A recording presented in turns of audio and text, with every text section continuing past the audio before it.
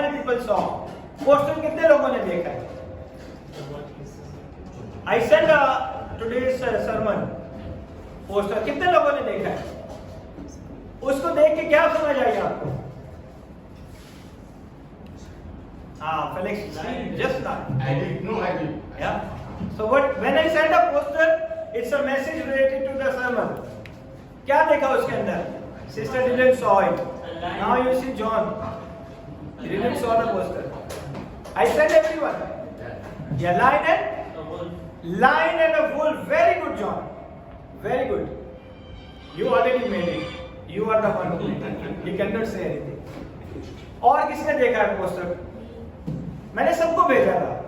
हाँ, क्या देखा उसमें? Why I put it lion and a wolf? Why? Double personality. Very good. Power है. हाँ? एक power दिखाई और एक थोड़ा weak. No. Wolf is very powerful.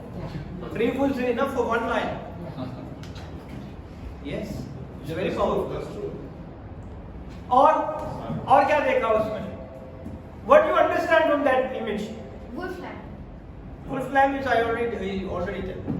What do you understand? जब आप किसी पिक्चर को देखते हैं तो उसको पिक्चर को देख के क्या अंदाजा लगा सकते हैं?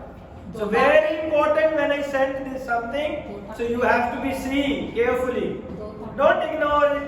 Pastor कौन सा पूछने वाला है? सब चीजें पूछता हूँ. You already started? Yeah. Okay, thank you. हाँ? 2 ताकतें. How people change. How people change. Okay. और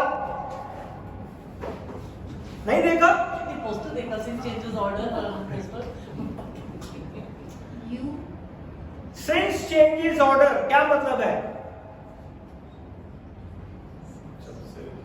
हाँ? Sin. गुनाह जो है वो उस सारी चीजों को क्या कर देता है? बदल देता है. जो खुदा ने एक शक्ल बनाई है, गुनाह की वजह से वो शक्ल तब्दील हो जाती है. जो खुदा ने इख्तियार दिया हुआ है, गुनाह की वजह से वो इख्तियार क्या होता है? बदल जाता है ना? So today what I'm going to teach you, that is not on a topic, that is the question someone asked me 2 years back.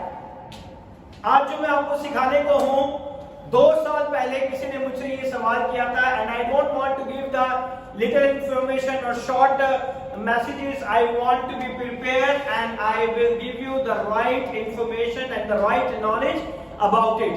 जो सवाल मुझसे पूछा गया था मैं उसको छोटा करके आपको नहीं समझाना चाहूंगा, मैं आपको समझाऊंगा ताकि आप अच्छे तरीके से खुदा के कलाम में से उसे सीख सकें. Amen? So that topic is actually the very important question. ये बहुत सारे लोगों का बहुत बड़ा सवाल है. Amen? Today I want to address a very important issue that has been stirred up. आज मैं उस इशू को एड्रेस करूंगा, उस इशू के ऊपर बात करूंगा जो कि बहुत सारे लोगों की जिंदगियों में ये सवाल है. Amen? Lot of time people ask me question, I will take time to know it first of all. अगर मुझसे कोई सवाल पूछता है, अगर मुझे नहीं आता तो मैं उसके ऊपर वक्त लेता हूँ, खुदा पाक रूह कुद्दस की रहनुमाई को मांगता हूँ ताकि मैं कोई भी ऐसी बात अपने मुंह से ना कहने पाऊँ. Amen? To help me to understand, the Bible say, and then I try to prepare, ask the Holy Spirit guidance. अगर मैं किसी चीज को एड्रेस करता हूँ तो खुदा पाक रूह कुद्दस की रहनुमाई और खुदा के कलाम की रहनुमाई से उस चीज को प्रूफ करने की कोशिश करता हूँ, समझाने की कोशिश करता हूँ कि खुदा का कलाम हमें क्या सिखाना चाहता है. This is the question for someone, one of my previous member of my church. He asking a lot of question, and that is question is always in my heart. I try to explain them, but they are not satisfied, and I need the guidance of the Holy Spirit, because I am not a scholar, I am not a doctor, मैं कुछ भी नहीं हूँ. You are better than me. शायद आप मुझसे बहुत अच्छे होंगे, लेकिन ये खुदा की मर्जी है कि खुदा ने मुझे इस मज़बा पे खड़ा किया है। And every question is in my mind. अगर मुझसे कोई सवाल पूछता है तो मेरे ज़हन में रहता है कि मैं उसका जवाब खुदा के कलाम में से ढूंढ के आपको बताऊं। For that day I try to address this issue, bring lot of confusion. ये जो इशू के ऊपर आज हम सीखने को है, जो बात करने को है, ये जो है बहुत सारी कंफ्यूजन को जो कि जहन में आ जाती हैं, उनके बारे में आज हम सीखेंगे। Now the title is Women Preach in the Church. क्या औरतें खुदा के कलाम को प्रीच कर सकती हैं, खुदा के कलाम को मनादी कर सकती हैं, कलीसिया के अंदर बोल सकती हैं? What do you think? आप क्या समझते हैं? Come on. कलाम में कहीं भी नहीं पढ़ा के Is a woman preach in the church? No. What do you think? कर सकती हैं? देखा जाए तो कोई इतना बुराई नहीं है। No, you have to not देखा जाए. That is according to the word of God. अब खुदा के कलाम में से हमने आज सीखना है। नहीं, अगर जैसे खुदा के कलाम से मुताबिक हम देखते हैं तो खुदा ने तो हमें एक दूसरे के बराबर में Yes. तो उसके मुताबिक अगर हम उसको देखते हैं तो yes. That's why the topic is sins changes order. Now you come to the point. इसीलिए खुदा ने सब दोनों को, मर्द और औरत को बराबर बनाया, okay? But sin changes order. Amen? So what do you think? औरत को पास्टर होना चाहिए या औरत को प्रीच करना चाहिए? बाइबल मुकद्दस में तो नहीं। Come on. बाइबल नहीं पढ़ने लगे, पढ़ते? Who's reading? Come on, Sylvia. One of my best daughter. खुदावन हुक्म देता है, खुशखबरी देने वाली फौजें की फौजें हैं। यीशु मसीह ने जब जी उठाता था, सबसे पहले औरतों को नजर आने का Very good. भेजा था कि भी अगर आप सोचें कि औरतें हमेशा सोचती हैं कि शैतान ने हमें लेट डाउन कर दे, लेकिन खुदावन यीशु मसीह ने औरतों को पहले दिखाया कि इसलिए कि मैं तुम्हारे गुनाह माफ करने आया। But at that time, the Roman government and the Jewish people are not accepting the testimony of the woman. वहां का कल्चर था, वहां का रूल था कि अगर औरत गवाही देगी तो उसे नहीं मानेंगे। That's why the Paul is quoting. There is a 500 more people see the Jesus. He's not quoting the women. अगर आप आगे जाके से देखें तो पालूस जो है वो कहता है क्योंकि औरतों की गवाही को वहां पे नहीं माना जाता। So we have to understand the Bible, what the God is want to teach us and preach us, and what we want, what we lack. आज हमारी जिंदगी में खुदा की कलाम की कमी है, इल्म की कमी है। आज हम जिस तरह खुदा के कलाम को पढ़ते हैं उसी तरह हम समझ जाते हैं। नो, ये आज से 3500 साल पहले का लिखा हुआ कलाम है। हम इसे अपनी आज के अंडरस्टैंडिंग से नहीं समझ सकते। We have to know the culture of 3500 years back. ऐसे ही है ना? ये कोई आज का तो है नहीं। Only the New Testament is already 2023 years old. और 1500 साल पीछे पुराना अहदनामा 1500 it took to the complete of the Old Testament. So approximately 3500 years back it's already written. और आज हम 2000 साल के बाद इसको अपनी अंडरस्टैंडिंग से नहीं समझ सकते। Got it my point? समझ रहे हैं आप मेरी बात को? So that is very, don't worry, this is already in the YouTube. आपको पूरी रिकॉर्डिंग मिल जाएगी। फेसबुक के ऊपर भी है, यूट्यूब के ऊपर भी आप सुने, ठीक है? मेरी फेसबुक पे ये पूरा लाइव आ रहा है और यूट्यूब पे भी ये सरमन आएगा, आप इसे वहां से भी ले सकते हैं। So you have to be understand today what we learn. आज हम सीखेंगे कि खुदा के कलाम में क्या लिखा हुआ है। Is a woman preach in the church? We learn from the word of God. हम इसे खुदा के कलाम में से सीखेंगे. What Bible said about that? I'm saying sorry to all the women. I don't want to hurt anyone. मैं उन सारी बहनों से, उन सारी माओं से, उन सारी बेटियों से माजरत चाहता हूं और मैं किसी को हर्ट नहीं करना चाहता. We want to learn the truth. हम सच्चाई को जानेंगे कि सच्चाई क्या है. So I think Jaya and Shimala also have it poster. Poster मिला था आपको? क्या है उस पोस्टर के अंदर? Sin changes order. Topic. Okay, और क्या है? Beyond time. नहीं, वेरी गुड. और उस पोस्टर के अंदर क्या था? वो तो टॉपिक है. पोस्टर के अंदर क्या थी? इमेज क्या थी? Fire. हाँ? Fire? Light. No. See intelligent लोग जल्दी से देख लेते हैं. Light. Very good.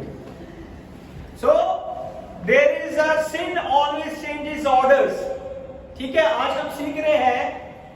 बहुत सारे लोगों का ये सवाल है, बहुत सारे लोगों का इशू है कि औरतों को खुदा के घर में चर्च के अंदर प्रीच करना चाहिए या नहीं करना चाहिए. Today we going to learn because this question someone asked for me and we try to be learn it. और मैं किसी औरत को या किसी पास्टर को तनकीद नहीं कर रहा. I'm not a point out them, but I really want to be just know what is the God's word. So please forgive me. इसको शुरू करने से पहले मैं बार-बार आपसे माफी मांग रहा हूं. Don't take me wrong. Might be it hurt someone, but what is truth? You set me free. सच्चाई ही आपको आजाद कर सकती है. Amen. So the Bible said about that, I am saying sorry, sorry, sorry. It will very hard. क्योंकि ये बहुत आपको अंदर से चूर कर देगा. आपका शायद मोटिवेशन आपका गलत हो जाएगा. But we understand what is the women's ministry in the church. Women's की मिनिस्ट्री क्या है, ये बहुत इंपॉर्टेंट है. ठीक है. सो व्हाट बाइबल से we will learn it only that. Someone's feeling I don't want show less the woman is not lesser than the man. ठीक है. ये मत सोचना कि औरतें जो हैं आदमियों के बराबर नहीं है. Everywhere the women is dominated man. ऐसे ही है कि नहीं? घरों में भी नहीं है. सही है कि गलत है ना? But everything is against the word of God. ये खुदा के कलाम के खिलाफ है. We learn it, everything we learn it. Okay. Please forgive me if you are hurt. I don't want to hurt anyone. Please forgive me. By the end of this message, you will understand what is the God's plan. You will understand what the word of God has to say and how consistently it says. बार बार क्यों खुदा का कलाम इस चीज को समझाना चाहता. Now open 1 Corinthians chapter number 14, verse number 33 to 37. Chapter 14, verse number 33 to 37. For God is not the author of confusion, but of peace, as in all churches of the saints. Let your women keep silence in the churches, for it is not permitted unto them to speak, but they are commanded to be under obedience, as also said the law. And if they will learn anything, let them ask their husbands at home, for it is a shame for women to speak in the church. What come the word of God out from you, or came it unto you only? If any man think himself to be a prophet or spiritual, let him acknowledge that the things that I write unto you are the commandments of the Lord. Amen. Urdu में पढ़ें please. क्योंकि खुदा अबतरी का नहीं बल्कि अमन का बानी है. The God is not a God of confusion. हमारा खुदा कंफ्यूज करने के लिए नहीं आपको ये कलाम दे रहा. Okay. He's a God of peace. वो आपके दिमागों के अंदर अमन लेके आना चाहता है। जैसा कि मुकद्दसों की सब कलीसियाओं में है, औरतें कलीसिया के मजमा में खामोश रहें, क्योंकि उन्हें बोलने का हुक्म नहीं बल्कि ताबिया रहें, जैसे तौरात में भी लिखा है। जैसे कहाँ पे लिखा हुआ है? It's already written in the Old Testament. Paul is not giving the new doctrine. Paulus जो है वो कोई नई डॉक्ट्रिन नहीं दे रहा, कोई नई चीज नहीं समझा रहा, वो पुराने ही कलाम की पुरानी ही शरीयत की बात को दोहरा रहा है। और अगर कुछ सीखना चाहें तो घर में अपने अपने शोहर से पूछें, क्योंकि औरत का कलीसिया के मजमा में बोलना शर्म की बात है।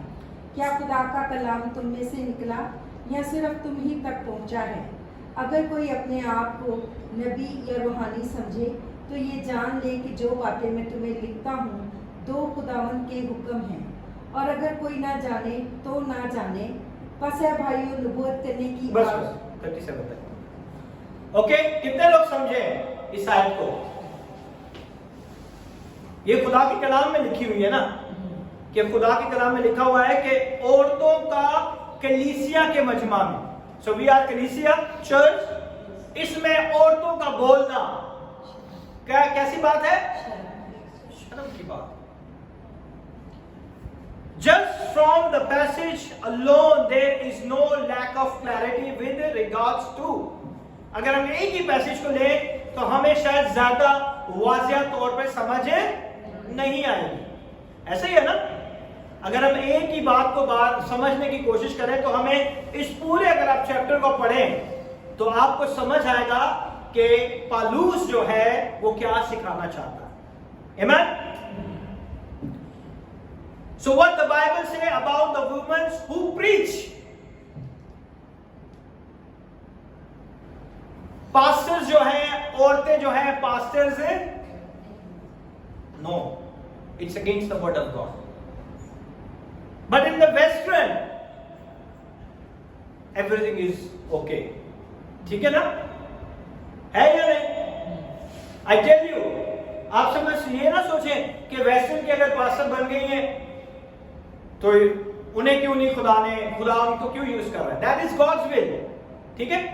But this is against the word of God. I tell you one thing, you give the answer. Abortion is a sin or not? Sin. How many people say abortion is a sin? किसी बच्चे को, किसी जान को आप कत्ल कर रहे हो, वेस्टर्न में आम है ना? वहां का लॉ है कि अगर औरत की मर्जी नहीं, she can do it. America में लॉ है ऐसे ही। Go and read in the Google, you can type it and check it. एक एग्जांपल मैं और भी दूंगा, जैसे आपकी बात से सैमसन की आप बात ले रहे हैं, अभी हमने सुन कर आ रहे हैं।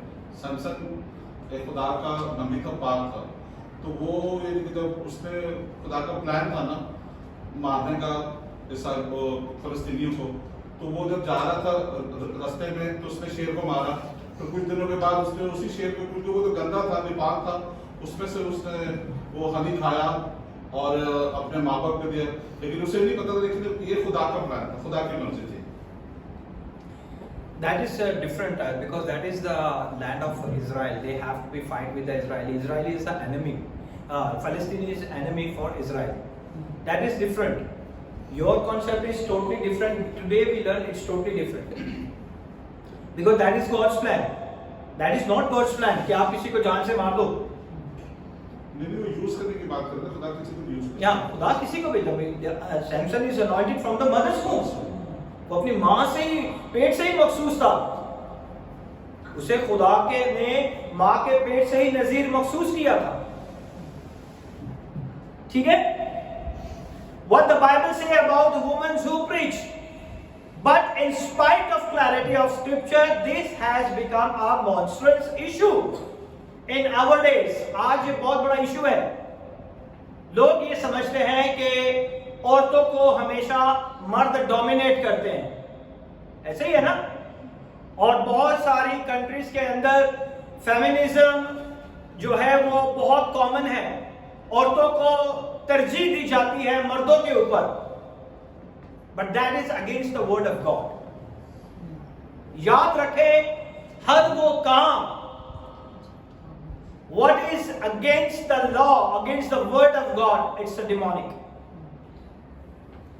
क्योंकि हमेशा शैतान ही चाहता है कि वो खुदा के खिलाफ खड़ा हो। हम में से कौन खुदा के खिलाफ खड़ा हो सकता है? If you understand, no one, but the devil knows everything and still he stands against the word of God। He using the people जिनको नहीं समझ आती उन्हें यूज करता है। One divine statement answer the question।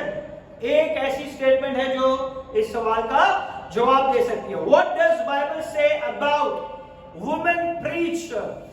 Women preacher जो कि खुदा के घर में कलीसिया के अंदर मजमा में प्रीच करती है। It is in verse 35, 35वीं आयत के अंदर लिखा हुआ है, और अगर कुछ सीखना चाहें तो घर में अपने अपने शौहर से पूछें, क्योंकि औरत का कलीसिया के मजमा में बोलना क्या है? शर्म की बात है। If anybody have any translation, read it in English. 35, who have NLT? Who have NLT version? Okay, leave it now. Read it this way. And if they will learn anything, let them ask their husbands at home. For it is a shame for a woman to speak in the church. It is shame. It is shame to women to speak in the church. It's a shameful thing. Another version, what is right? Come on. KJV. Shame. Shame. Check it. Google NLT version, chapter number 4, chapter number 14, verse number 35. 1 Corinthians chapter number 14, verse number 35. In NLT version,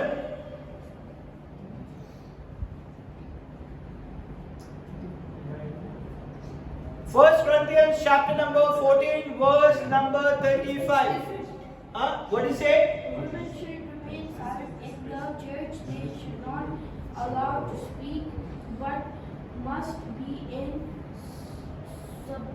Submission. Yeah, read more. submission, as the law says. If they want to inquire about something, they should ask their own husband at home, for it is disgraceful. It is disgraceful. What is mentioned? Disgraceful. What is NLT says? Improper. Improper. NLT version से improper. Improper का मतलब है shameful, disgraceful। अगर किसी को बड़े मजमा में बुला के उसकी बेइज्जती की जाए तो उसके लिए कितनी शर्म की बात है या नहीं? So it says it's a shameful, it's a disgraceful, it's a improper। ये शर्म की बात है। It's a part of a woman to speak in church। कहां पर लिखा हुआ है? क्योंकि औरत का कलीसिया के मजमा में बोलना शर्म की बात है। Until I don't know about it, I give everybody chance। जब तक मुझ पे ये राज खुला नहीं था, I allow everyone to stand and preach and give sermon। I allow everyone because I don't know। When the Holy Spirit guide me and open my wisdom, give me the wisdom, open my understanding, so I stop it। I don't want to do it against the word of God। Amen? क्योंकि आखिर में खुदा ने औरतों को नहीं पूछना, मुझे पकड़ना है कि ये सब मैंने तुझे दिए थे, तूने इनको क्यों नहीं सही समझाया। Amen? So that's why I stop lot of things in the church। Now you think prayer is totally different। My online prayer session, my wife is late, but that is not a church. ठीक है, औरतें दुआ कर सकती हैं। बात कहां पे हो रही है? क्योंकि औरत का कलीसिया के मजमा में बोलना शर्म की बात है। It's a disgraceful, it's a improper, it's a shameful. Amen? That is not an ambiguous, that not all unclear. ये थोड़ा सा मशकूक सा लगता है ना? Ambiguous का मतलब है अच्छे तरीके से नहीं समझ आई, थोड़ा सा ढका हुआ, छुपा हुआ, इस तरह का है। It is improper for women to speak in a church. That is absolute prohibition. It's a prohibited. ये मना है। खुदा के कलाम में ये क्या है? मना है। Now don't ask me कलीसिया का दुपट्टे लेने का टॉपिक जो है वो टोटली डिफरेंट है। I will give you when the Holy Spirit prepare me, I will definitely come to that topic also. Amen? So don't worry about it.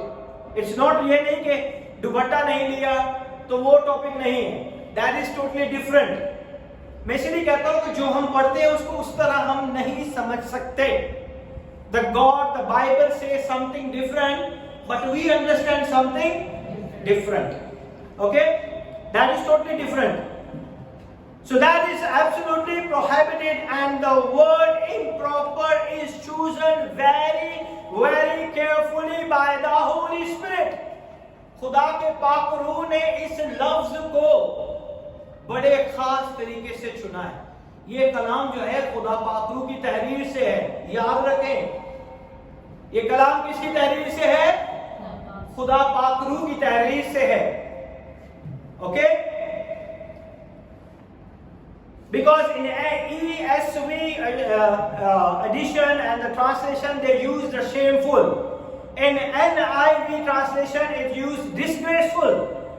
KJV they use shameful. NASB translation says improper.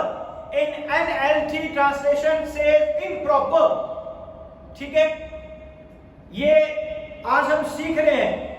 The word that is translated improper is aiskros in Greek.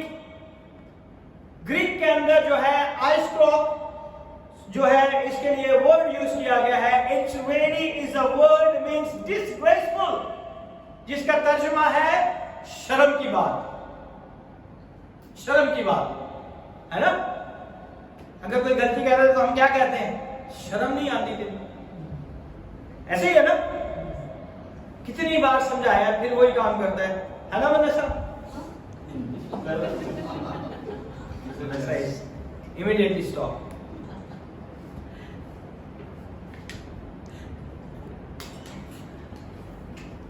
So it means shameful, disgraceful. It's something more. उससे भी ज्यादा पता क्या है? Than just improper, it's a disgraceful. In fact, that is why it is translated. इसीलिए उसे translate किसमें किया गया है? ग्रीक के वर्ड को इंग्लिश में जब ट्रांसलेट किया गया है तो उसे डिस्ग्रेसफुल कहा गया है, शेमफुल कहा गया है, इम्प्रॉपर कहा गया है। Amen? 1 Corinthians chapter number 11 verse number 6 by the word disgraceful. ये भी एक disgraceful बात है। For if the woman be not covered, let her also be shorn. But if it be a shame for a woman to be shorn or shaven, let her be covered. Okay. 1 Corinthians chapter 11 verse number 6. 1 Corinthians chapter number 11 verse number 6. क्योंकि वो सर्वमुनि के बराबर है। अगर औरत ओढ़नी ना ओढ़े तो बाल भी कटाए। अगर औरत का बाल कटाना या सर मुंडाना शर्म की बात है तो ओढ़नी ओढ़े। ओके? सो ये चीजें जो मैंने अभी आपको कही कि ये जो बाल और कवर करना, कवर योर हेड, जो दुपट्टा लेना है, that is totally different. This is also called a disgraceful because इसमें आगे क्या लिखा हुआ है कि ये शर्म की बात है तो ओढ़नी ओढ़ ले। अगर कोई बाल कटाता है उसे शर्म आती है, so they cover their head. But that is not a meaning what the Bible say over here. इसका ये मतलब नहीं है जो खुदा के कलाम में हम पढ़ रहे हैं उसे वैसे नहीं समझ सकते, क्योंकि उस जमाने के अंदर, listen very carefully, what happened, वो औरतें जो कि प्रोस्टिट्यूट थी, वो जो औरतें थी वो अपने सर को कवर नहीं करती थी। समझ रहे हैं मेरी बात को? और वो जो औरतें थी वो अपने जिंदगी में मर्द के ऊपर रहना चाहती थी। It's about the domination. Sir को ओढ़ने का मतलब है कि वो डोमिनेट रहना चाहती थी हमेशा मर्द के ऊपर। They are not covering the head. दे उसका ये मतलब नहीं है कि आप दुपट्टा नहीं है। एक्चुअली ये बात हो रही थी हुक्म जताने की। बात किस चीज की हो रही थी? हुक्म जताने की। उस कलीसिया के अंदर, करंथन्स की कलीसिया के अंदर ये इशू था। That is issue in the church of Corinthians. उनकी यहां पे क्या था? इशू था। लेकिन लिखा हुआ है अलबत्ता मर्द को अपना सर ढाकना नहीं चाहिए क्योंकि वो खुदा की सूरत और उसके जलाल है, मगर औरत क्या है? मर्द का जलाल है। इसलिए मर्द औरत से नहीं बल्कि औरत मर्द से है। Now you understand? यहां पे कॉन्सेप्ट कुछ और है लेकिन इशू कुछ और था। पौलुस ने उस इशू को बहुत अच्छे तरीके से एड्रेस किया कि ये जो सर ढाकना, इसका ये मतलब नहीं, सर ढाकने का मतलब है you are under the man. सर ढाकने का ये मतलब नहीं है कि जिसे हम आज पढ़ते हैं कि दुपट्टा ले लिया और नहीं ले लिया। No, that is submission. उस टाइम में ये भी एक इशू था जो कि शर्मनाक बात थी। इसका मतलब है कि औरतों को हमेशा किसके अंदर होना चाहिए? मर्द के, क्योंकि औरत जो है मर्द में से निकली है ना। तो ये एक इशू था जिसे उन्होंने बहुत बड़ा चढ़ा कर इसे बनाया, लेकिन पौलुस ने इस चीज को डिक्लेयर कर दिया, इस चीज को समझा दिया कि औरत जो है उसे मर्द के ताबे रहना है। Amen. So it's a disgraceful. ये भी एक शर्म की बात थी लेकिन वो इसे नहीं समझे, क्योंकि यहां पे अगर आप देखें तो वो लिखा हुआ है कि वो जो है अगर आप इसे पूरे को पढ़ेंगे तो वो सरमुंडी के बराबर। सरमुंडी जो थी उस टाइम पे ये वर्ड जो यूज किया जाता था ये प्रोस्टिट्यूट के लिए यूज किया जाता था। समझ रहे आप मेरी बात को? तो कॉन्टेक्स्ट को पढ़ने से पहले 11-15 वर्सेस ऊपर की पढ़े, फिर नीचे की पढ़े, फिर उसे समझने की कोशिश करें। सिर्फ एक आयत को लेकर आप उसको ट्रांसलेट नहीं कर पाएंगे। समझ गए आप मेरी बात को? So Ephesians chapter number 5 verse number 12। इफिसियों 5 बाब और उसकी 12 आयत। Come on fast। Ephesians chapter 5 verse number 12। Where is John? It is shameful even to mention what the disobedient to do in secret. पढ़े उर्दू में या read. But everything exposed by the light becomes visible, and everything that is illuminated becomes a light. आमेन। अभी आपको पता चला है कि ये सारी बातें क्या हैं? शर्म की बातें हैं। पढ़े उर्दू में। क्योंकि उनकी पोशीदा कामों का जिक्र भी करना शर्म की बात है। पोशीदा कामों का जिक्र करना भी क्या है? शर्म की बात है। If you know someone secret, है ना, सीक्रेट किसी के आप ओपनली सबको बता दें तो वो किसी इंसान के लिए शर्म की बात है ना। अगर किसी को पता चल जाए ना, अच्छा मैं तेन दस रहा आगे ना दसी, हाँ ऐसा ही है ना श्वेत? मैंने तुझे बता दी है लेकिन अभी आगे नहीं था, वो आगे 2 को और बता देगा। तू बताना नहीं किसी को कि मैंने बताया, फिर वो 2 और को बता देगा। उस इंसान के लिए बहुत शर्म की बात है जिसकी वो बात है। सो किसी के पोशीदा कामों का जिक्र करना भी क्या है? शर्म की बात है कि नहीं? So it's same word used disgraceful and shameful is used in Titus also. Titus का निकाले 1 Titus 1 verse 11. Titus उसका पहला बाब और उसकी 11 है. जल्दी जल्दी निकाले. सिल्विया किधर है? बाइबल में क्यों नहीं पढ़ती आप? जल्दी निकालो.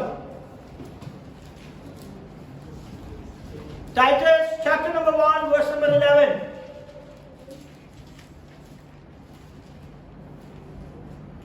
Where is Kishore? Whose mouths, Yeah, पढ़े आप.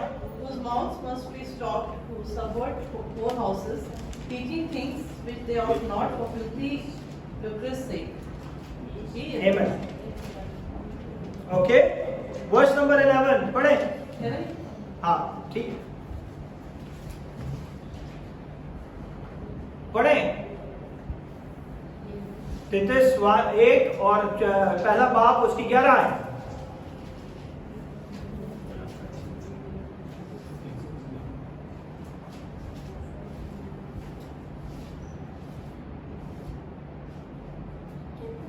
पढ़े आप पढ़े जी. उनके मुंह बंद करने चाहिए. ये लोग नाजायज निफा की खातिर ना शाइस्ता बातें सिखा कर घर के घर तबाह कर देते हैं. So when it's going to be happen, किसी की बात अगर आप किसी को बताते हैं तो उसका घर क्या हो जाता है? तबाह हो जाता है. They destroyed houses and houses and families and families. Why? Because they know the secret. That is disgraceful. That is shameful. इस शर्म की बात है ना? In that there is a translated sorted. यहाँ पे जो word use किया गया है sorted. Okay? Sorted basically means base or a shameful. S-O-R-T-E-D.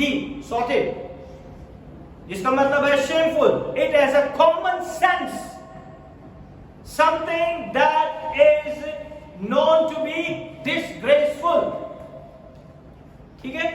ये एक शर्म की बात है कि आपकी एक लगाई बुझाई के चक्कर में किसी की घर तबाह हो गया. हो जाता है ना? हो जाता है कि नहीं होता? लाइफ की लाइफ बर्बाद हो जाती है. हाँ? But I tell you one thing. Always trust on your loved one. उसकी बात पर हमेशा भरोसा करना सीखें. किसी और की बात सुन के हम क्या करते हैं? हाँ देखो कागज है ना. बाज दफा आपका आंखों देखा भी गलत हो सकता है. What you see sometimes is wrong information. अगर किसी ने आपके दिमाग में wrong seed डाल दिया है तो आप उस पिक्चर को wrong तरीके से देखोगे, अच्छे तरीके से नहीं देख सकते. Because the seed is already in your mind. ऐसे ही है ना? So be very careful for those people who doing all these type of things. That is a disgraceful. वो घरों को कलीसिया को भी तबाह कर देती हैं. ऐसे लोग जो हैं कलीसिया को भी तबाह कर देते हैं. चर्चिस को तबाह कर देते हैं. What happened? हाँ? This is moving. You close tight. Make it tight. So that is disgraceful. समझ गए आप? It has common sense, something that is known to be disgraceful. Ephesians chapter 5 verse number 4. The word from the same root is used here. Same उसी अल्फाज को यहाँ पे भी use किया गया है. इफिसियों 5 बाब और उसकी 4 आयत. 4.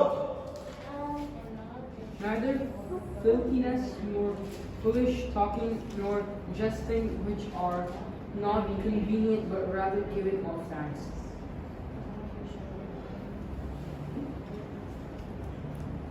पढ़े उर्दू में.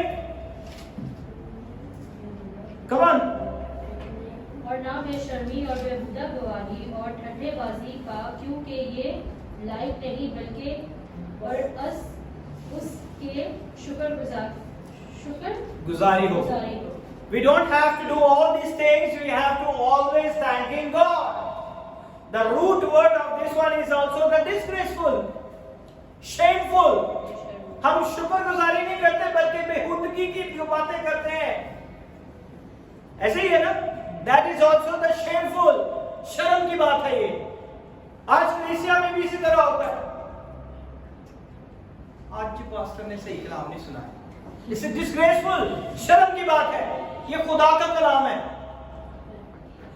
आज पास्टर ने लगता सारा कलाम मेरे पे सुना है या नहीं? इट्स डिस्ग्रेसफुल, इस शर्म की बात है। It is the same root, disgraceful or shameful. So filthiness, silly or low talk, these are disgraceful. ये शर्म की बात है। आप एक दूसरे के अगर खिलाफ बातें करते हैं तो ये शर्म की बात है। खुदा का कलाम हमें क्या सिखाता है कि हमने एक दूसरे को ऊपर उठाना है, हमने एक दूसरे के लिए दुआ करनी है, हमने एक दूसरे के लिए रोजा रखना है। We have to bless everyone, we have to encourage everyone, we have to pray for everyone. Hallelujah. Amen. Salty, disgraceful, shameful. That's what word means. और इसका यही मतलब है। 35वीं आयत के अंदर verse 35, it is a disgraceful for a woman to speak in church. शर्म की बात है कलीसिया में औरत का बोलना। It is a shameful. That is recognized judgment. ये किसको जाहिर करता है? खुदा की अदालत को। जब हम कोई काम गलत करते हैं तो अदालत जो है उसको जाहिर करती है। 1 Corinthians chapter number 14 verse number 35. No, it's the same one. No, don't read. Verse 35, it's a disgraceful for a woman to speak in church. It is a shameful. That is recognized judgment. और ये किसको जाहिर करता है? खुदा की अदालत को। On all such behaviors, ये सारी बातें खुदा की अदालत को क्या करती है? जाहिर करती है। Some as teaching for sordid gain. बहुत सारी तालीमें जो हैं वो अपने फायदे के लिए और बदतमीजी के लिए लोग इस्तेमाल करते हैं। Titus 1:11 disgraceful, shameful, gain, it's sort of life. और जो तीतस 1:11 में हमने पढ़ा वो भी इसी तरह का एक बात है जो कि शर्म की बात है। False prophet doing for money. आज बहुत से झूठे नबी हैं। They do the prophecy and after that they ask you money. And this unmistakable divine law and command is so absolute. और आज हम इसे किस तरह समझते हैं, किस तरह हम लेते हैं, और हम जो है आजकल पता क्या करते हैं? वो बंदा बाहर से यूरोप से आया है, चाहे उसकी कलीसिया में कोई हो ना हो, चाहे उसकी कोई लाइफ हो ना हो, अगर वो हमारे चर्चेस में आ जाए और $1000 या $500 दे दे, लाइन की लाइन लग जाए। और आपका चर्च का अपना पास्टर जो दिन रात आपके लिए दुआ करता है, आप उसे छोड़ दो, है या नहीं? आप ये समझते हैं यूरोप का पास्टर है उसको खुदा ज्यादा ब्लेस करता है क्योंकि वो अमीर है। They have money, but I tell you, Pakistani pastors are also very rich. If you go and check the Pakistani pastor, they make a fool for the foreign pastor and they get all the wealth. Yeah, it's true. मैं किसी के खिलाफ नहीं हूँ, but ये सच्चाई है। They have to be accountable one day. उनको इस सब बातों का हिसाब देना पड़ेगा। Amen? Amen. So all the churches of the saints always and everywhere. अगर 34वीं आयत को देखें तो उसमें क्या लिखा हुआ है? 34 वर्स, औरतें कलीसिया के मजमा में क्या रहे? खामोश रहे, क्योंकि उन्हें बोलने का, पढ़े, क्या लिखा है? A woman should not read 34. women should not remain silent in the church, which they are not allowed to speak. They are not allowed to. खुदा के कलाम में उन्हें हुक्म नहीं दिया गया कि वो कलीसिया के अंदर क्या करें? बोलें, प्रीच करें, पास्टर बन जाएं. That is prohibited.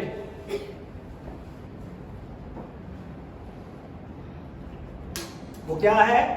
मना है, ममनू है. और क्या लिखा है? अगर उससे ऊपर वाली आयत में जाए 33 में जाए तो क्या लिखा हुआ है? या verse number 33. For God is not a God of disorder, but of peace, as in all the congregation of the Lord people. इसका मतलब क्या है कि खुदा के कलाम में लिखा है, क्योंकि खुदा अफ्तरी का नहीं बल्कि अमल का बानी है, जैसा मुकद्दसों की सब कलीसियों में. That is not only for that Corinthians, that is for everyone, that is for universal. ये सिर्फ उस कलीसिया के लिए नहीं है, ये किसके लिए है? एक यूनिवर्सल लॉ है. उसने क्या लिखा हुआ है? जैसा मुकद्दसों की सब कलीसियाओं में. आज की कलीसिया, उस टाइम की कलीसिया, आने वाली कलीसिया, उन सब के लिए ये एक ही कानून है. Break the God's word. खुदा के कलाम को तोड़ दे. You have to stand on the judgment. फिर आपको ही खड़ा होना पड़ेगा तख्ते अदालत के ऊपर सामने. When the word of God is totally said no, है ना? ऐसे ही है. The whole section start with the statement of the end of verse 33. ये स्टार्ट ही वहां से होता है कि जहां पे लिखा हुआ है कि जैसे मुकद्दसों की सब कलीसियों में है. मुकद्दसों की सारी कलीसिया, all the churches everywhere at the same time, coming time. ये खुदा का ला तब्दील कलाम है.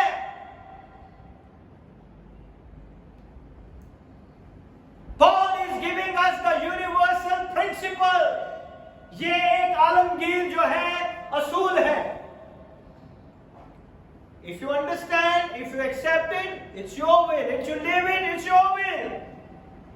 आप उसे समझे, अपनी जिंदगी में ले तो आपकी मर्जी है, अगर ना ले तो भी आपकी मर्जी है. मेरा काम है आपको खुदा के कलाम की हकीकत से वाकिफियत कराना. I bring the truth of the word of God which the great Holy Spirit revealed on my life. Amen. This is very everywhere at all the times. ये हर एक जगह के लिए है. जहां की भी कलीसिया है, सबके लिए एक ही कानून है. Amen. Paul was addressing issue in all epistles. जितने भी पौलुस रसूल के खत हैं, उसके अंदर हर खत में पौलुस ने कलीसियों की मुश्किल परेशानियों का जवाब दिया. If you study very carefully all the epistle, पौलुस रसूल के खतों को पढ़ेंगे तो आपको पता चलेगा कि हर खत में कोई ना कोई इशू था कलीसिया के अंदर, जिसको पौलुस ने खुदा के पाक रूह की कुदरत के साथ उसे हल करके और उस कलीसिया को दिया. Amen. Paul was addressing issue in all epistles. He speak not all things what is ever in his mind or heart. उसने वो नहीं कहा जो उसके ज़हन में था, वो नहीं कहा जो उसके दिल में था, but he is always addressing issues. वो हमेशा उन सारी चीजों को, उन बातों को सिखाना चाहता था जो वहां पे इशू थे. Amen. But he is addressing only issues in churches. आज भी चर्चेस के अंदर बहुत सारे इश्यूज हैं. He is always addressing the issues in churches. और पौलुस रसूल के जितने खत हैं उन्हीं की थियोलॉजी आज क्रिश्चियंस अप्लाई करते हैं अपनी लाइफ के अंदर। पौलुस रसूल के उन थियोलॉजी के उन सारे पॉइंट ऑफ व्यू को, वो उसे थियोलॉजी नहीं हम कह सकते, उसे हम पॉलाइन थॉट्स कह सकते हैं, वो उसकी सोच कह सकते हैं, लेकिन हम देखेंगे इसके अंदर कि किस तरह खुदावंद अपने बंदा को इस्तेमाल करता है। Today we are going to learn about the life of Paul. Who is he? और खुदा उसे किस तरह अपने जलाल के लिए इस्तेमाल करता है। Now first of all, कितने लोगों को पता है कि पौलुस रसूल के कितने खत हैं खुदा के कलाम में? How many letters, epistles? 13 epistles. Very good, Jeremiah. और and some other 3 books, and then Yeah. 16. don't tell everything. You know because you're sitting with me. और कोई किसी ने नहीं पढ़े? बाइबल के अंदर पौलुस के कितने खत हैं? Jeremiah already told 13. Okay, 13 epistles in the New Testament. नए टेस्टामेंट का आधा हिस्सा किसने लिखा है? पौलुस ने। Total is how many books? No. कितनी बुक्स है टोटल? हाँ? कितनी? न्यू टेस्टामेंट के अंदर टोटल बुक्स कितनी है? 27. Very good. 27 out of 27, 13 is Paul's writing. आधे से ज्यादा नया ऐतनामा जो है किसके ऊपर लिखा है? पौलुस। So there is a 3 epistle which is not mentioned in the Bible. 3 और भी खत हैं जो कि खुदा के कलाम में ऐड नहीं किए गए. That is, I don't know, it's a missing or whatever the Holy Spirit will. I don't know about it. आज हम उनके ऊपर थोड़ी सी नजर करेंगे. वो भी खुदा के कलाम में ही है. वो 3 खत भी हम उसे भी देखेंगे. ठीक है? So पहला निकालिए Colossians, कुलसियों 4 बाब और उसकी 16 है। Colossians chapter 4 verse number 16। कुलसियों 4 बाब और उसकी 16 है। 4 and 16। And remember this And Yeah, read. after this letter has been read to you, see that it is also read in the church of the Philippians, Philippians, and that you internally read the letter from the only 16. So there is one more letter which is not in the Bible, but it's mentioned in the Bible. So there is a letter which is not in the chronologically in the Bible, यानी कि उस हिसाब से Bible के उस हिसाब से जो है इसके अंदर मेंशन नहीं किया गया। और जब ये खत तुम में पढ़ लिया जाए तो ऐसा करना कि लौदीकिया की कलीसिया में भी पढ़ा जाए। तो ये खत जो है इसके अंदर ऐड नहीं है। ये खत पौलुस ने लिखा, उसने कहा कि ये खत जो है जब तुम में पढ़ा जाए तो दूसरी कलीसिया में भेज देना।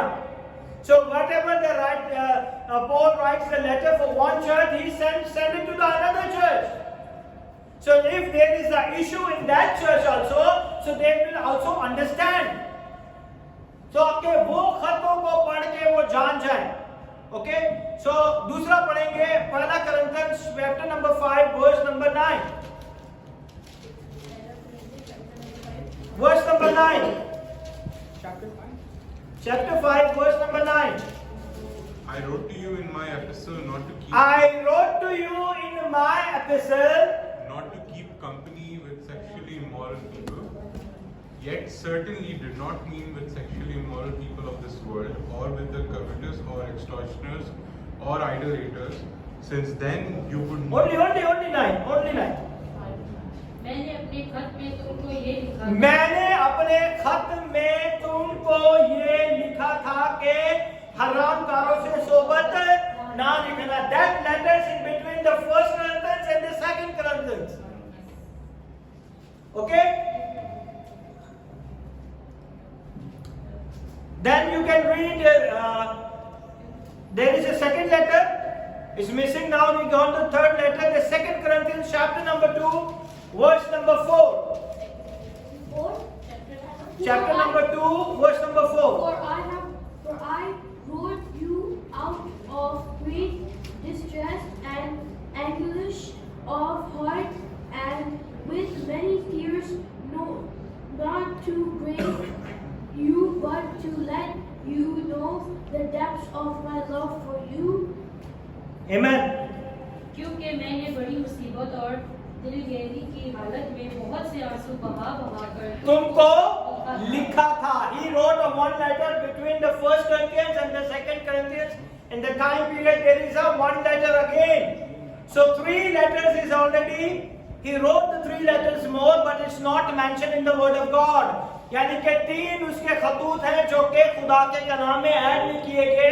I don't know what is the reason behind that, but it's already mentioned in the word of God. So total उसके 16 खत हैं जिसमें 13 already mention है. 3 का जिक्र हमें मिलता है, लेकिन वो मुकम्मल तौर पर हमें खुदा के कलाम में नहीं मिलते. Now we will see the background. आज हम थोड़ा सा बैकग्राउंड देखेंगे. सीखना चाहेंगे पौलुस की जिंदगी के बारे का बैकग्राउंड? Yes. हाँ? Yes, please. कितने लोग तैयार हैं सीखने के लिए? Why? बहुत से लोग कहते हैं यीशु ने तो नहीं कहा ना, ये तो पौलुस ने कहा है. Some people say this is the writings of Paul, but Paul is not writing by his own will. The great Holy Spirit tells him to write it down. है ना? So we have to understand why is prohibited the women speak in the church. और ये एक कलीसिया के लिए नहीं, बल्कि सब मुकद्दसों की कलीसियाओं के लिए है. Amen. So now we will see the background of Paul. Paul को कितने लोग जानते हैं? Yes. Don't tell your father name, okay? Tell me. He was a scholar. He's a scholar. Very good. He's a highly educated person. He's a highly educated person. He's a teacher. He was in the prison. He used to persecute the people of the Lord, but then on the road to Damascus, ये वही शख्स था जो कि मसीहियों को कत्ल करता था. ये बहुत बड़ा स्कॉलर था. ये बहुत एक बड़ा जबरदस्त उस्ताद था. Come on. He's a writer. He's writing. the one who heard from the Lord Jesus Christ. What? The one who heard from the Lord Jesus Christ. और यीशु मसीह के जी उठने के बाद उसने यीशु की आवाज को सुना और He said, come on. He was the one in Eastern Roman Empire to spread the good news. Very good. और Jesus will return. he saved a small girl's kid. Life मैं उनकी लाइफ में पूछ रहा हूँ. His Come on. He had a पौलुस की रसूल की जिंदगी के बारे में. he had a He was he had the Roman citizenship also. He has a Roman citizenship. Very good. he had ये a life. हमेशा मसीह के लिए तैयार है. हमेशा मसीह के लिए तैयार है. मसीहों को कत्ल करने के लिए तैयार रहता था और बाद में उनके साथ मिलकर काम करना. और He used to take the letter from the highly council to persecute Jesus' people. उसने अदालतों से बड़े अरकानों से खत लेता था कि मुझे इजाजत दो ताकि मैं मसीहों को कत्ल करूं. Why? कि केवल कितना He was है ना? he was like, Come on. That was his founder. his teacher was Gamaliel. His teacher was Gamaliel. What? His teacher was Gamaliel. Gamaliel. He get the highest religious study from the teacher Gamaliel. He received the higher study, higher education, religious study. Okay. और ये सब हम सबको पता है. Now we learn little more. Amen.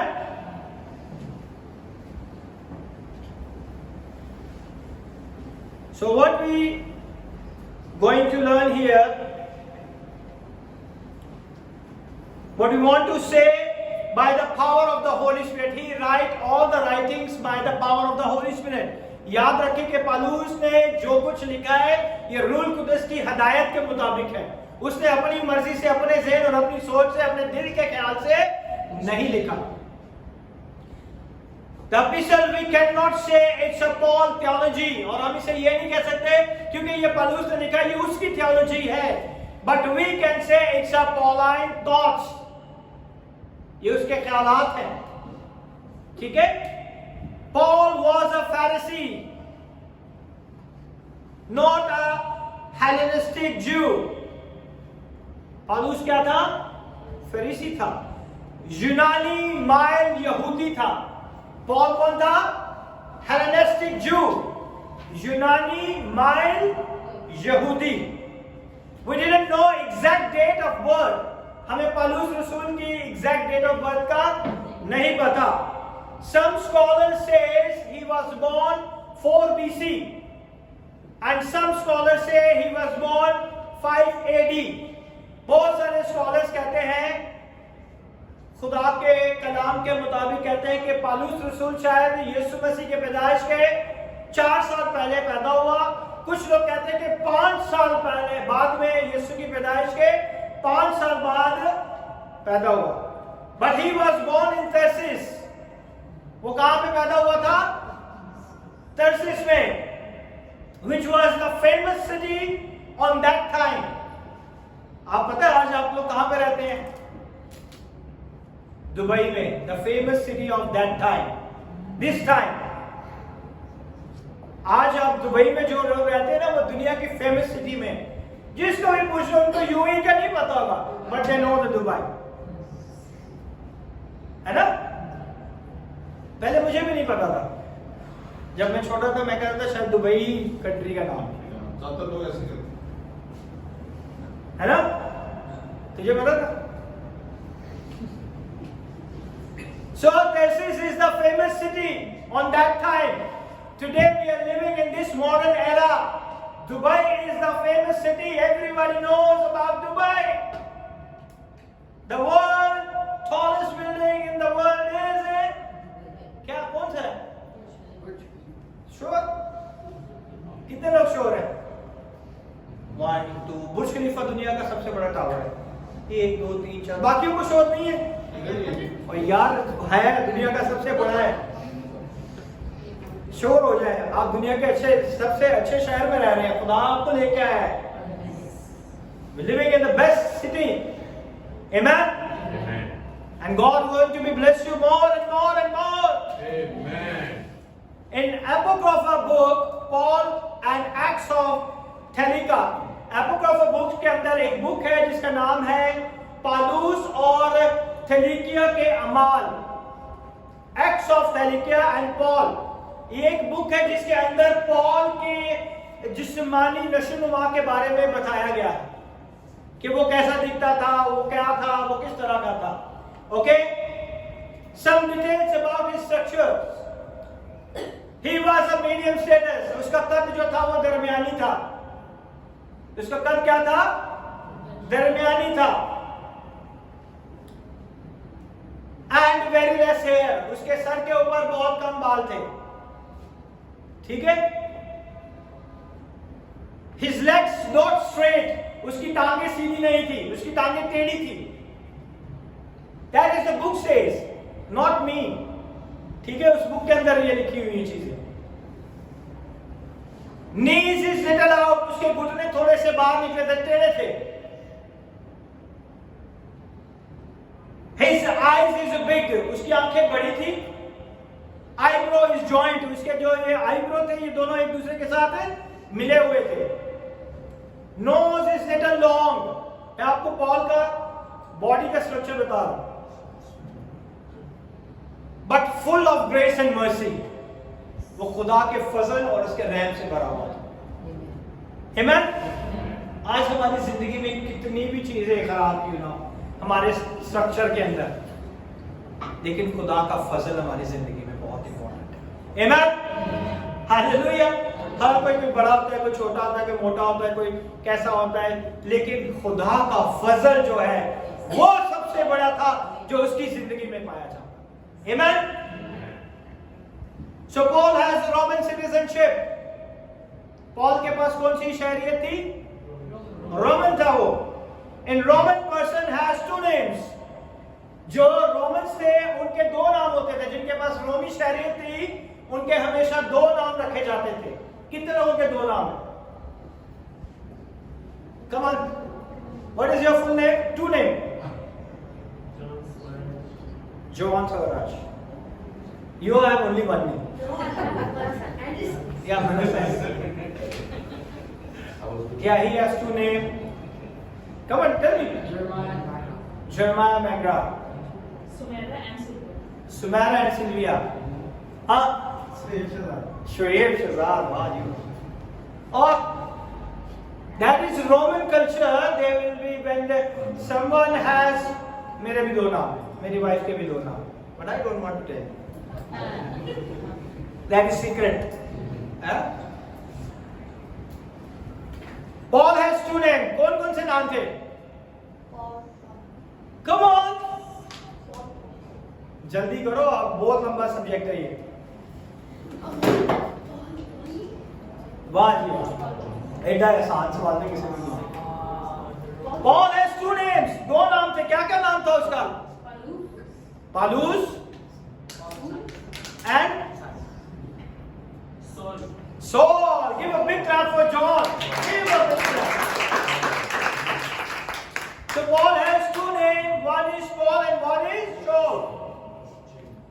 Paul Hebrew name is Saul. उसका जो इब्रानी नाम था वो क्या था? Saul था। Saul का मतलब होता है it means desire one, मांगा हुआ, ख्वाहिश किया हुआ. Okay? The Hebrew name Saul means the desire one, मांगा हुआ, ख्वाहिश किया हुआ. His Roman name is Paul, which is translated in English Paul. It means short, छोटा. इसलिए उसका कद भी छोटा, मीडियम था वो. Every time name is impacted your personality. Your name is impacted your personality. आपका नाम जो है आपकी जिंदगी की पर्सनालिटी के ऊपर बहुत ज्यादा असरअंदाज होता है. क्यों? आंसर तो एक ही नाम मुझे अभी याद है.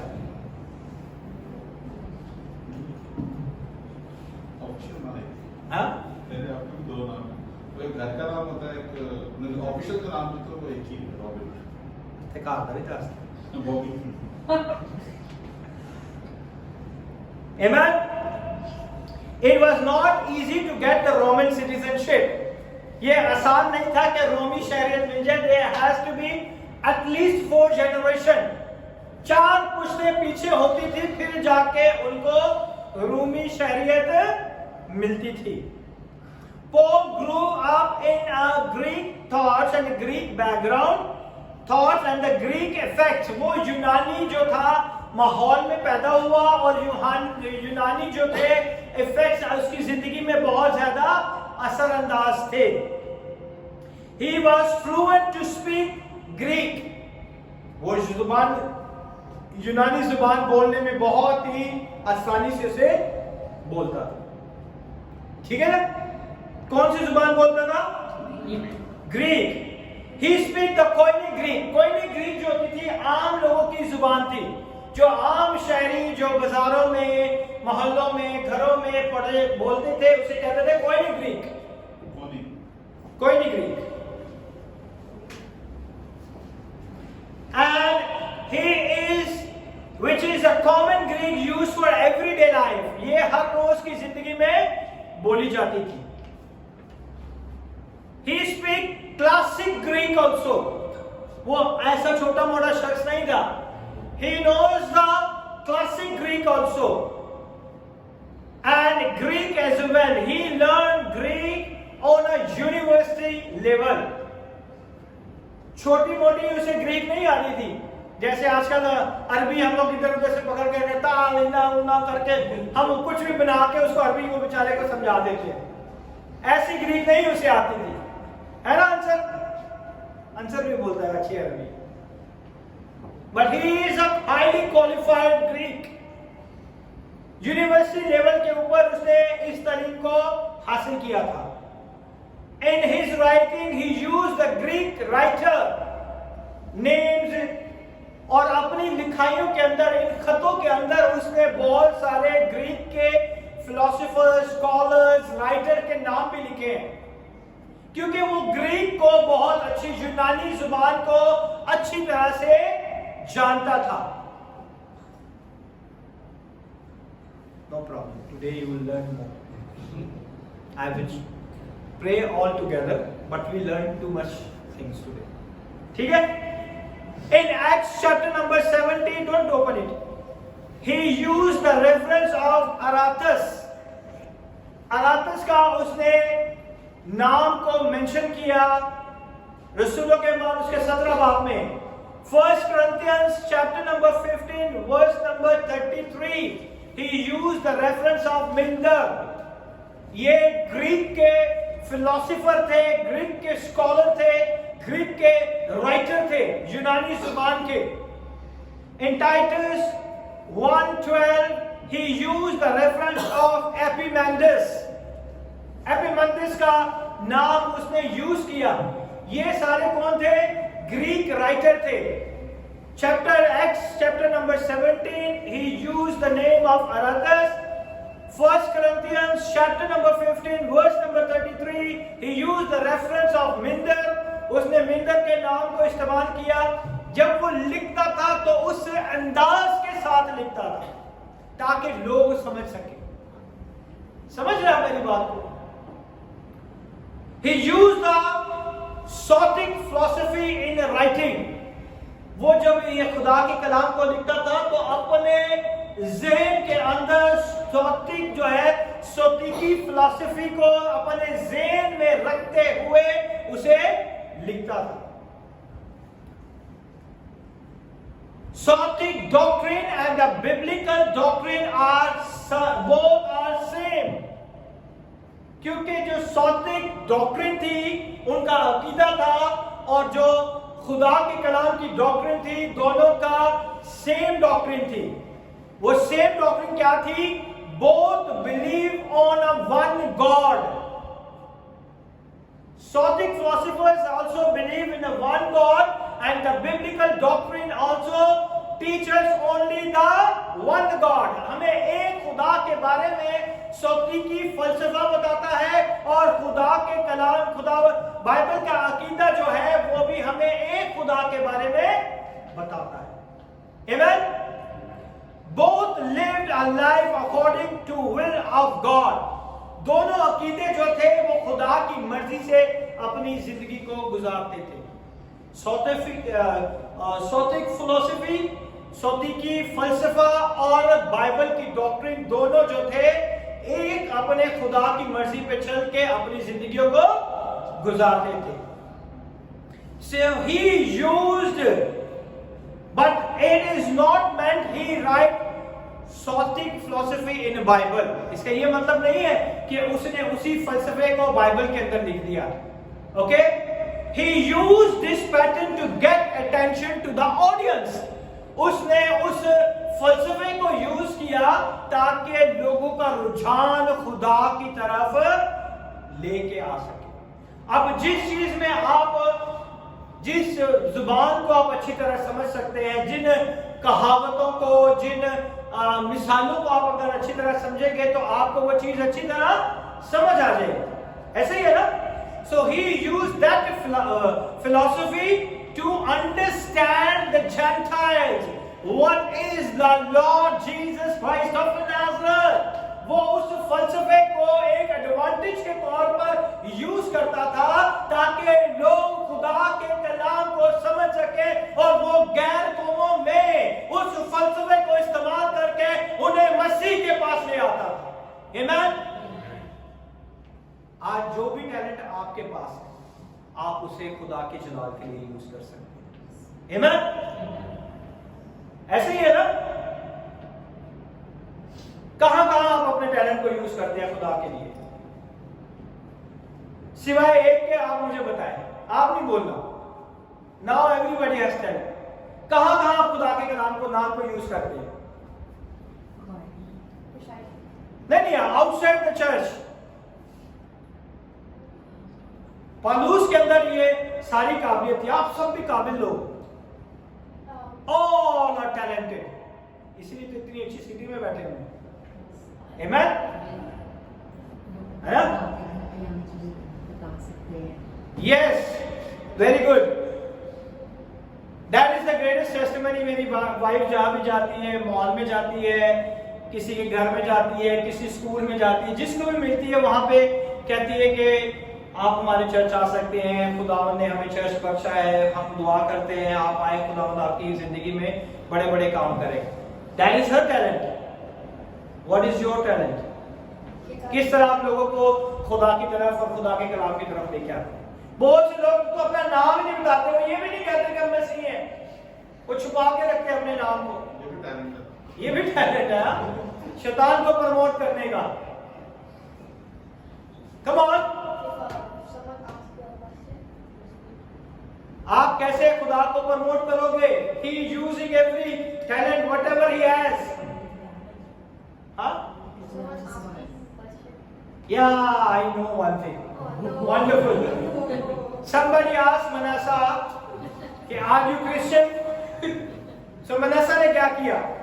You know, he go to the YouTube, open the YouTube and say this is I. इसने J&M इंटरनेशनल मिनिस्ट्री ओपन करके नहीं कहा, इसने कहा कि ये हूं मैं। इसने ये नहीं कहा कि मैं क्रिश्चियन हूं, मैं कहा ये हूं मैं। इसने सब दिखा दिया। ओके, आप कैसे बताओगे? Come on, share A testimony. अपनी जिंदगी की गवाहियां बताएंगे कि खुदावन ने किस तरह हमारे लिए, इसलिए मैंने उनको चुप करा के रखा। वरना भी जैसे कि लोग यहाँ हो जाता तक अरबी वर्ड यूज करते, लेकिन वो तो है हमारी। लेकिन जैसे मैं कहता हूँ खुदावन के शुक्र। Okay, very good. खुदा का शुक्र है, thanksgiving. But how you fill the church with thanksgiving? हमने खुदा के घर को भरना है। हमने किस तरह भरना है? This Paul is using all his talent to preach the gospel, to bring the people and follow Jesus. वो लोगों को लेकर आता कि यीशु को पीछे चलना शुरू करें। आप किस तरह लेके आएंगे? मिस्टर अरबिक में किस तरह अरबिक में बताएगा लोगों को? Come on, speaking very good Arabic. Come on, if God give you talent, how you bring the people in the house of God? किस तरह हम लेके आएंगे? खुदा ने आप सबको टैलेंट दिया हुआ, मैं छोड़ूंगा नहीं आपको। बैठे रहोगे इधर, मैं भी छोड़ूंगा नहीं। कम ऑन, किस तरह बोलना पड़ेगा? बोलोगे नहीं तो कोई सुनेगा। When he speak, he preach, he teach, he use whatever he has, जो कुछ आपके पास है। हाँ, ये है मेरा ऑयल जो खुदा ने मुझे हिकमत दी। अब मैं इस बिजनेस को कर रही हूं और खुदावंद मुझे इस बिजनेस में बढ़ाएगा, बरकत देगा। आमीन। और अगर आपने इस ऑयल का इस्तेमाल किया तो खुदा का जलाल आपकी जिंदगी में आएगा। फिर देखना आपके बाल भी अच्छे हो जाएंगे, आपकी चीजें भी अच्छी हो जाएंगी, है ना, तंदुरुस्त भी हो जाएंगे। सो गॉड गिव यू टैलेंट। हर जगह पे आप अपने टैलेंट के साथ खुदा की गवाही दे सकते हैं कि नहीं? आमीन। Shall we continue? कितने कह रहे हैं यस? 1 2 3 सारे कह रहे हैं यस, लेकिन 2:30 बज गए। कोई बात नहीं, मेरी बात के लिए 2:30 बज गए थे, नो प्रॉब्लम। हम 5 मिनट और ले लेंगे। आज मैं सब पे कॉमन दुआ करूंगा, लेकिन ये आप समझ रहे हैं ना क्यों मैं आपको समझा रहा हूं कि पौलुस ने अगर ये लिखा है तो वो छोटा मोटा आदमी नहीं था मेरी तरह का कि पास्टर ने इधर सुन लिया था उधर सुन लिया था कि लेक्चर है। नहीं, it's a highly qualified person. ठीक है? So he used the pattern to get attention of audience. वो सौतीकी फलसफे को इसलिए इस्तेमाल करता था कि लोग जो थे ग्रीक जुबान को, कल्चर को जानते थे ताकि वो उसे समझ सके. To explain the word of God to Gentile, he used the Sothic philosophy as a facility. वो उसे एक सहूलत के तौर पर क्या करता था, इस्तेमाल करता था. ठीक है, आप भी अपने टैलेंट को एक सहूलत के तौर पर इस्तेमाल कर सकते हैं. Amen. In the time of Paul, Jewish religion is a vast religion. जब पौलुस रसूल था तो यहूदियत जो थी पूरे रोमन्स के अंदर, रोम के हर उसके कंट्री के अंदर इस मजहब को जो था ऑफिशियली जो था डिक्लेयर किया गया था. ये ऑफिशियली मजहब था Jewish. Followers of this religion found in Rome. ये ना कि सिर्फ फलस्तीन और इजराइल के अंदर बल्कि रोम के अंदर भी ये लोग पाए जाते थे. In Roman government, this is the official religion. Romans जो थे वो कौन थे? कौन थे Roman? Sure, you wait. Romans कौन थे? Yes, John. No. Pagans they were. The Romans are pagans. They are not a Christian or they are not a Jewish. They are pagans. Okay? Pagans जो कि किसी खुदा को नहीं मानते, लेकिन वो सारे खुदाओं को मानते हैं. एक खुदा को नहीं मानते. सूरज है तो वो भी देवता है, चांद है तो वो भी देवता है, अगर फसल उगी है तो वो भी देवता है. हर किसी की पूजा करते थे. Like Hindus? कह सकते हैं आप. So what happened? In Roman government, this is the official religion, and many other religion except Jewish religion because of the one God concept. दूसरे मजहब भी जो थे एक खुदा के तस्वुर की वजह से यहूदियत में आना शुरू हो जाते थे. Amen. The foundation of this religion based on the God's law. क्योंकि इस रिलीजन की बुनियाद जो थी खुदा के कानून के साथ थी, क्योंकि वो सिर्फ और सिर्फ खुदा के कानून को मानते थे. और ये रिलीजन इतना फेमस था यहूदियत के हर कौम, हर नस्ल और हर एक मजहब को इस मजहब का जो तस्वुर था पसंद आता था कि किसी ने, खुदा ने इनके लिए कानून दिए, खुदा ने इन्हें अपने हाथों से लिख के कानून दिए. So no God has done it like this. So the God of Israel written by the hand, उसने अपने हाथों से लिख के दिया. Amen. So ये कौन था? Foundation of this religion based on the God's law. So Rabbi work in the interpretations, God work on exegesis, the God's word. जो रबाई होते थे इस मजहब के अंदर वो क्या करते थे? खुदा के कलाम की तफसीर करते थे. वो कौन होते थे? रबाई. रबाई जो थे उस्ताद थे और वो क्या करते थे? सिर्फ खुदा की कलाम की तफसीर करते थे. Pharisees is like a police. जो फरीसी होते थे वो क्या थे? वो पुलिस की तरह काम करते थे. शहरों में, लोगों में जाके देखते थे कि कोई खुदा के कलाम को तोड़ तो नहीं रहा. Now you understand? Like a police to take round around the city, no one breaks the God's law. इसलिए फरीसी जो थे हमेशा जहां कहीं भी यीशु आता था वो कोशिश करते थे किसी तरह इसे पकड़ ले, लेकिन इन लोगों के हजूम की वजह से वो उसे पकड़ नहीं पाते थे, क्योंकि यीशु की बातें उन्हें क्या लगती थी कि ये खुदा के कानून के खिलाफ है. Whenever they listen the word from the mouth of Jesus Christ, they think he is against the law. है ना? खुदा ने 10 हुक्म दिए, यीशु ने 10 हुक्मों को क्या कर दिया? कहा कि 2 हुक्म बहुत है तुम्हारे लिए. God, Jesus said, the 2 is enough for you. 1, you have to be क्या है? एक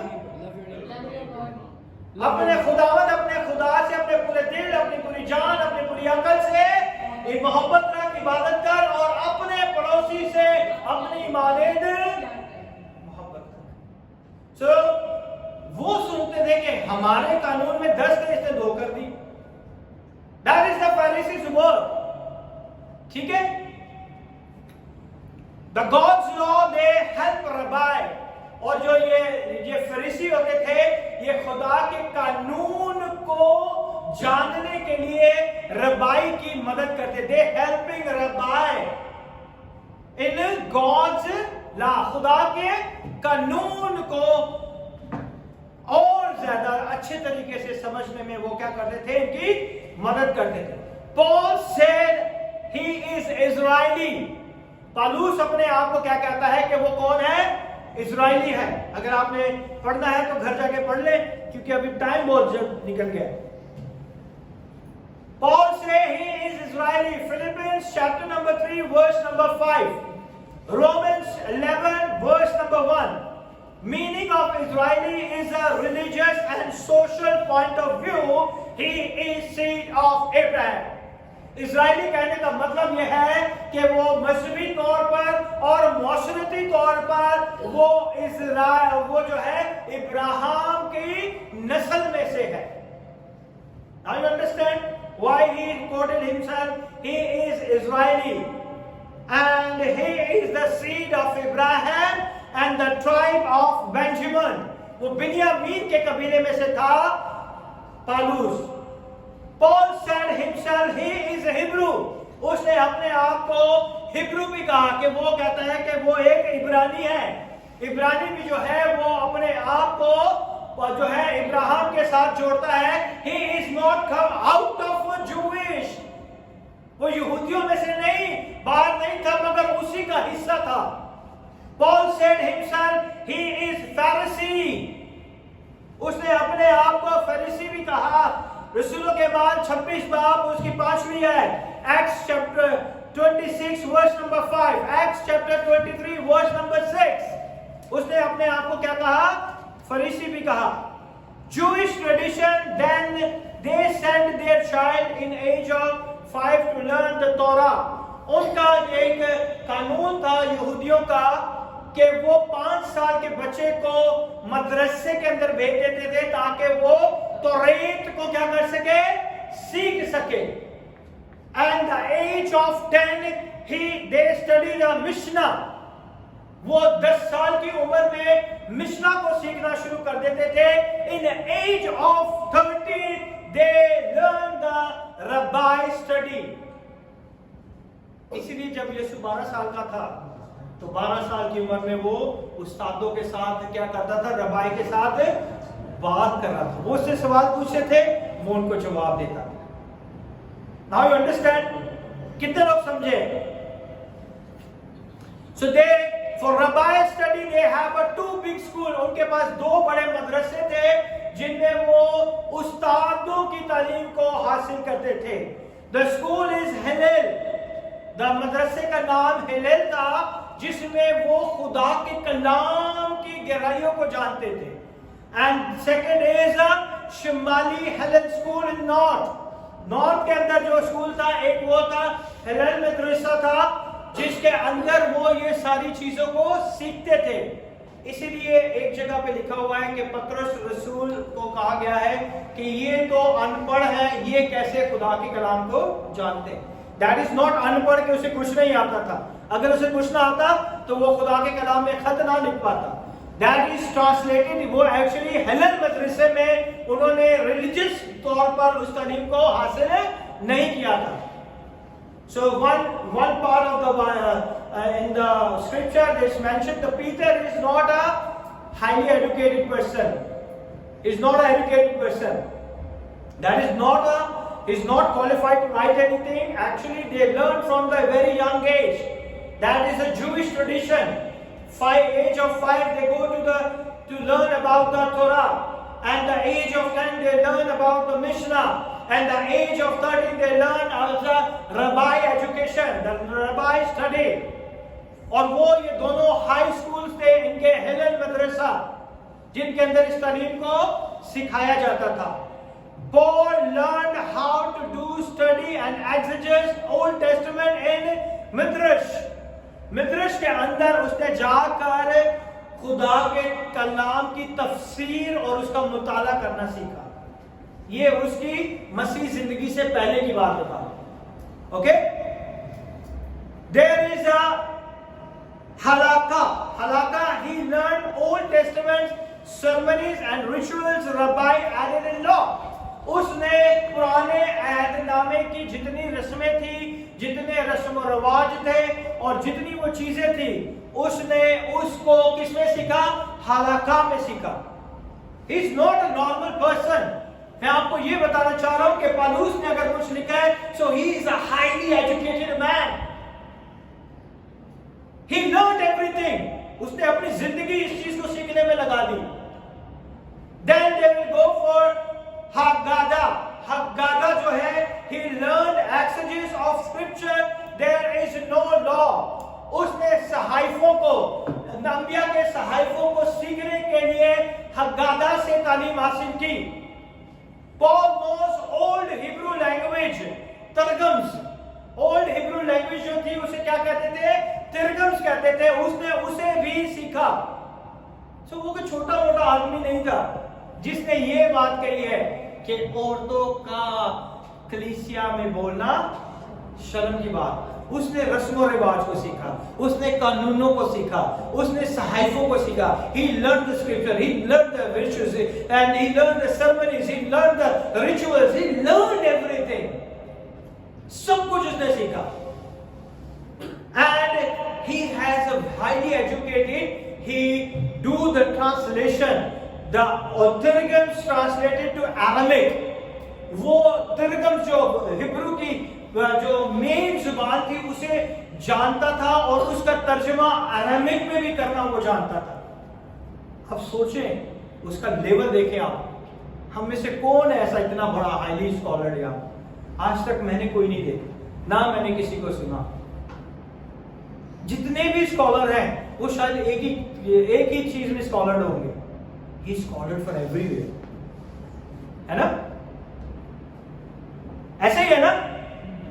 So he is not an ordinary person. He was a highly educated person. His knowledge and the power of the Holy Spirit work together. Amen? Now I have to be.